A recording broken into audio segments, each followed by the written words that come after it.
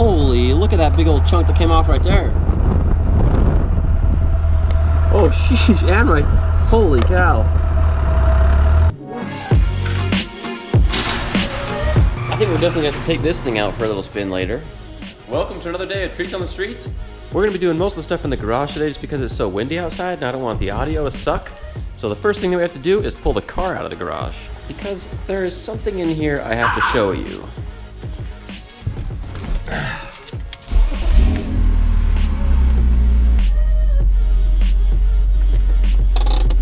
Good thing we fixed up the E-brake, huh? We'll just test that one more time. Put off the brake. We're not going anywhere. And now, like I said, there's something in the garage I have to show you guys. It's been killing me not to be able to show you yet. I think you're gonna like it. So we're gonna start off today's episode with a little bit of an unboxing. Well, I guess it's not in a box, is it? So we're gonna be doing a little bit of an unwrapping. But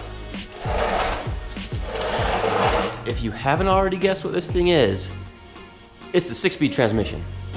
Let's tear this baby open. Let's see here. There we go. I haven't even really been able to get a good look at this thing yet because I've been waiting to open it up for you guys. So this is pretty much gonna be a first look for me as well. First of all, shout out to the dude who I bought this from. He built this awesome crate that held the transmission in there super nice. I've worked for companies that do a lot of shipping before, and I've seen how they treat packages once they're on the truck. So it's always good to have stuff that's packaged well. Dang dudes, this thing's looking sweet.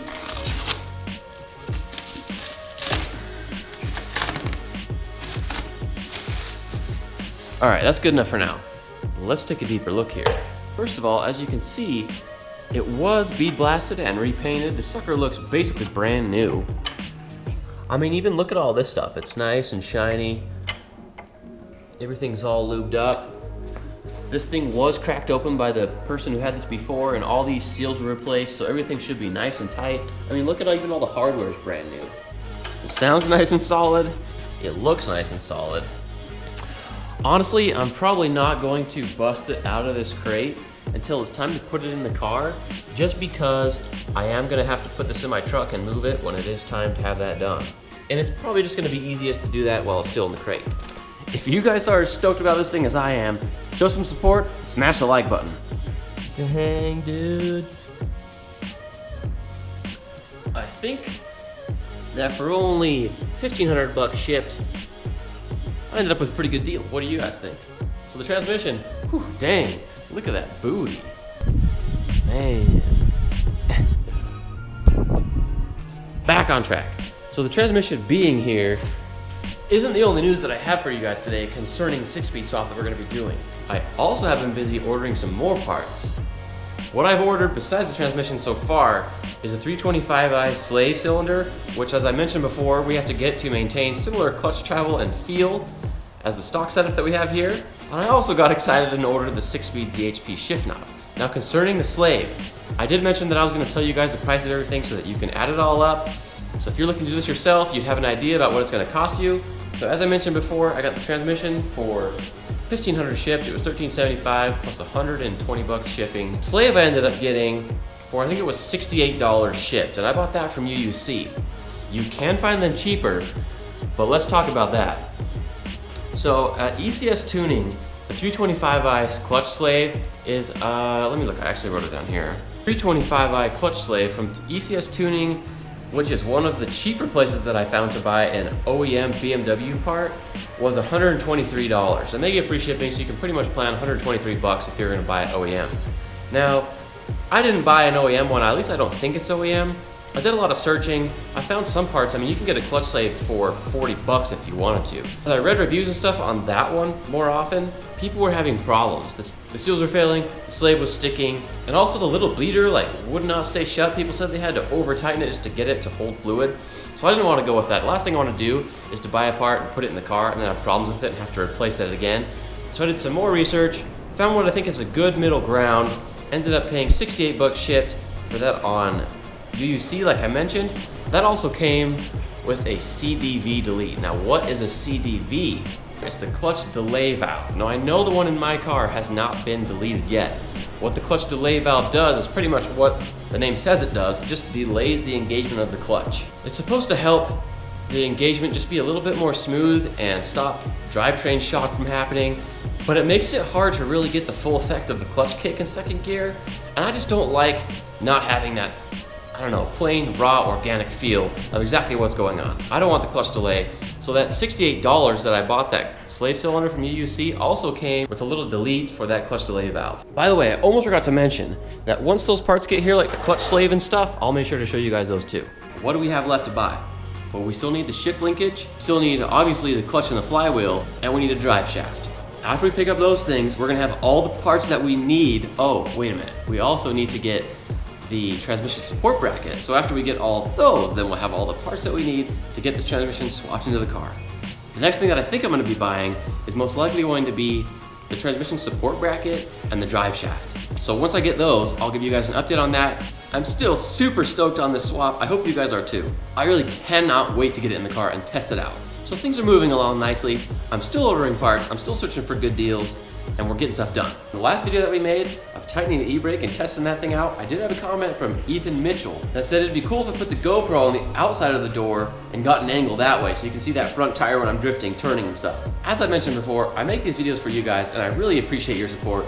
So I'm gonna listen to that suggestion. We're gonna put the GoPro on the outside of the car and we're gonna do some drifting. I've seen camera angles like that before and I think they're cool. So I'm really excited to A, drift, and to B, see what the footage looks like. So now that we've had a nice update on the transmission and how everything's going with that, why don't we get in the car and go for a drive? If you guys want just a little sneak peek about what we're gonna be doing in an upcoming video, it's going to involve these grills that I'm giving away right here, some auto dip, and some plasti dip. So stay tuned for that. And before we go do any drifting, I'm freaking hungry, so I'm meeting Landon and his BRZ here at Jeremiah's, which is apparently the place where all trails lead to. But I'm gonna be grabbing some breakfast at lunchtime because everybody knows breakfast is good at all times of the day. And there he is. You might notice there's been just a few changes. Dude, I'm gonna film your car for a second. I gotta show these guys your wheels. Did they say, give you like a color of what these things were? Nope. They're just kind of like a half gold, half bronze, but I think they look really good on a black car. Yeah. What, you painted the hardware's black now? And your little DIY, what are you, canards or splitters and stuff? Sure.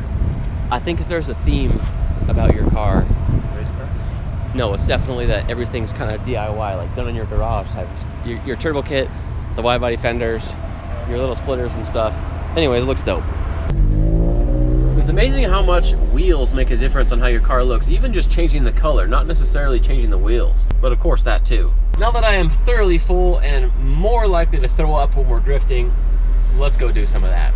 So the hard part about this stuff is finding a good place to actually go drifting. I don't really like to do it on the street, especially if there's other cars around. So what I usually try to do is to find roads that have some good turns where no one's around, or else find some good parking lots that have some seclusion. So I'm just gonna drive around to a few spots that I know of. I'll get the camera out and put it on, do a couple slides, and then we'll move on to the next spot. Here we go.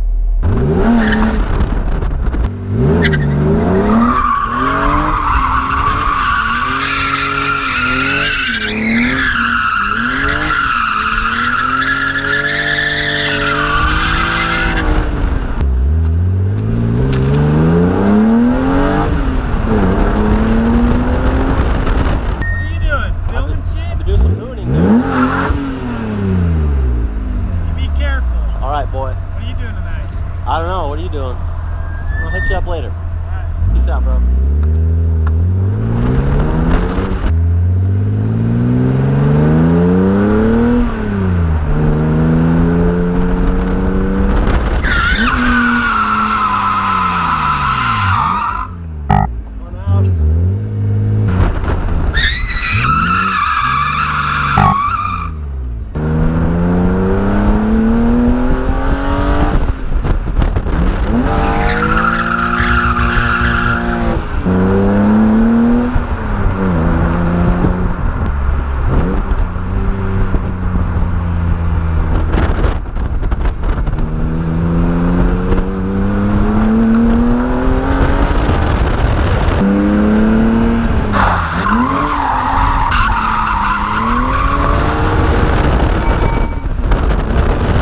As you may have been able to tell, I have not quite yet mastered the second gear E-brake initiation, so we're gonna have to keep practicing that one for sure.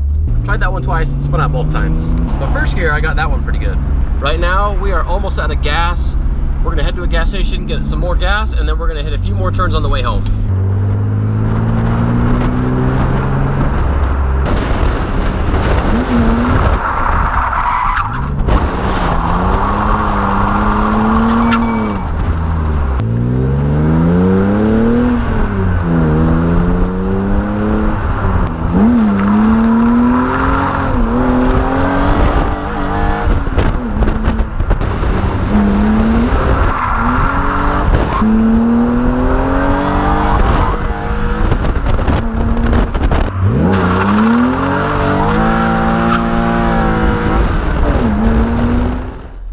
You guys enjoyed that new camera angle that we're trying out. If you did, let me know in the comments and give the video a thumbs up so I know, and I'll make sure to do more of that. I also hope you guys enjoyed that last little handful of drifting we did to send these tires off to their grave. And when I mean we send them off to their grave, well, let me show you. You can see along the sidewall here, it's starting to get into that first layer of rubber. It's cutting through that on the sidewall. There's a few spots where it's actually chunking off, and although it looks like there's a lot of tread here on the side here left, underneath the car, you can see that this is essentially bald. Holy, look at that big old chunk that came off right there. Oh, sheesh, and right, holy cow. Anyways, I'm glad we got to go out and have some fun. I really don't feel comfortable driving tires like this on the street, especially on the freeway doing 80+ miles an hour. So I think in the next couple days, we're gonna be taking these off and putting the new ones on, which means that we have a lot of fresh rubber to start burning off again. So if you're new to the channel and you want to see that, make sure to subscribe, and if you don't want to miss an episode, you can click that notification bell. And again, if you liked the video, give it a big thumbs up, guys. I really appreciate you watching and joining me today, and I will see you guys next time. Right now it is 86 degrees. A little earlier today we were out drifting, it was closer to 90. The whole time we were beating on the car, our oil temperatures never got above average, so it looks like that Mishimoto radiator and fan that we got are working great. Dude, that thing is huge. Like, look how big that is compared to my hand. You can start a tornado with that thing.